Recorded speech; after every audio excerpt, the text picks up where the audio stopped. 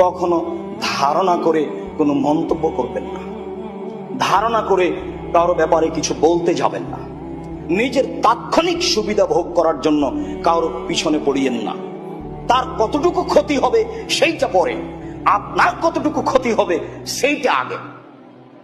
আপনি না বুঝে একটা মন্তব্য করলেন, না বুঝে একটা কথা বলে ফেললেন, না বুঝে একটা ফেসবুকে কিছু লিখে ফেললেন, যদি এটা ঠিক হয় তাহলে আপনি বিপদগ্রস্ত।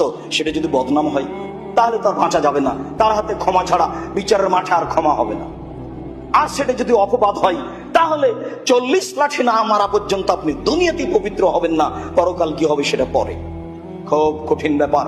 যার কারণে আল্লাহ তাআলা বলছেন, কখনো যে বিষয়ে তোমার কিছু জানা নাই সেই বিষয়ের পিছনে পড়ো না।